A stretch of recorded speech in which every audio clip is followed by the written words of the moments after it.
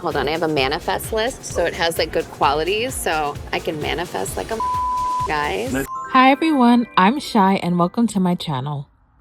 If you ever want real-world, undeniable proof that the law of assumption works, you don't need to look at scripting templates or aesthetic Pinterest quotes. You don't even need to look at manifestation influencers online. You can look directly at Kim Kardashian. People love to reduce her success to luck, connections, privilege, or controversy. That narrative is comfortable because it allows people to believe that massive success is something external, something that happens to a person, not because of who they are being internally. But when you actually study Kim's mindset, especially before the fame, it becomes very clear that her success followed a much deeper pattern. Kim didn't chase fame. Kim didn't beg for validation. She didn't question whether she was worthy of more. She assumed success was inevitable. An assumption is everything. The law of assumption isn't about wishing harder, visualizing longer, or repeating affirmations from a place of desperation. It's not about trying to convince the universe to finally notice you or reward you for your effort. It's much more confronting than that, because it places the responsibility back on you. The law of assumption states that whatever you quietly accept as true about yourself, about life, and about what is possible will eventually solidify into your lived experience. Not because the world is judging you, but because reality is neutral. It reflects without opinion. Most people are not consciously choosing their assumptions. They inherit them. From family, from culture, from social media, from stories about how hard life is supposed to be. And once an assumption feels familiar, it feels like truth, even when it's limiting. Kim Kardashian assumed something radically different.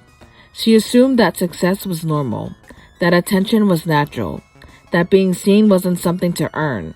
It was something to expect. When an assumption feels natural, you don't fight for it. You don't obsess over it. You don't feel desperate about it. You simply live from it.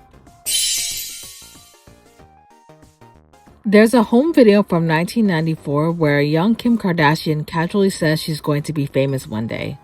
I want to get a tape of this because I hope you do so you can see me when I'm famous and older and remember me of this beautiful little girl. What makes this moment so powerful isn't just the statement itself. It's the emotional neutrality behind it. She isn't trying to impress anyone. She isn't performing belief. She isn't hoping someone agrees with her. She says it as if she's stating a fact. The emotional neutrality is everything. In manifestation terms, that's what it looks like when something is assumed rather than desired. Desire feels charged. Assumption feels calm. Neville Goddard called this living in the end, occupying the mental and emotional state of the version of you for whom the outcome is already settled. When you live in the end, you stop negotiating with reality. Kim didn't need evidence in the 3D world because her inner world had already made a decision. And once the inner decision is firm, the outer world rearranges itself in ways that often look coincidental or lucky to outsiders. This tweet offended people because it challenged one of society's most deeply held assumptions, that success must be painful to be valid. My goal in life has always been to get rich and successful without really doing anything. Taken literally, people heard arrogance, but energetically, what she was declaring was detachment from struggle. She was rejecting the identity of someone who was to overextend, overprove, or overperform to be worthy of success. That matters because effort that comes from lack reinforces lack, while effort that comes from assumption feels light, intuitive, and aligned. Kim still took action, but her action wasn't fueled by fear of failure or the belief that she needed to earn her place. It came from an internal certainty that success was already hers, and action was simply the bridge. When success is assumed, effort becomes optional, not compulsory. Hustle culture teaches people to do more before they become more. The law of assumption teaches the opposite. Be first, and the doing will follow naturally. Kim Kardashian didn't hustle to convince herself she was worthy. She moved through the world as someone who already believed she belonged in spaces of influence and visibility. When identity shifts, Behavior follows without force. You speak differently. You make bolder decisions. You stop shrinking. You stop explaining yourself. This is why two people can take the same actions and get completely different results. One is acting from lack. The other is acting from assumption. You don't manifest what you want. You manifest what you repeatedly accept as true about yourself. The world responds to self-concept before it responds to effort. People can feel certainty. They can feel expectation. They can feel when someone isn't asking for permission. Kim's self-concept communicated something without words. I am meant to be seen.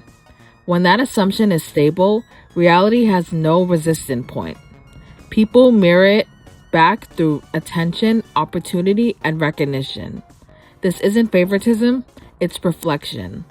The 3D world doesn't decide who you are. It confirms who you've already decided to be. This isn't about fame or money specifically. Those are just visible results that make the law easier to see. What matters is this. Whatever feels normal to you internally will eventually feel normal externally. If struggle feels normal, you'll recreate it. If ease feels unfamiliar, you'll resist it.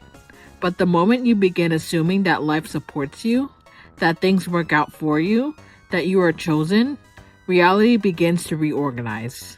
Not instantly, not magically, but inevitably. Kim assumed fame before there was proof. She assumed importance before the world agreed.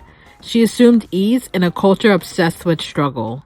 Eventually, reality had no choice but to comply. The law of assumption is always running. So the only question worth asking is, what feels normal to you right now? Because that, quietly, consistently, is what you are becoming.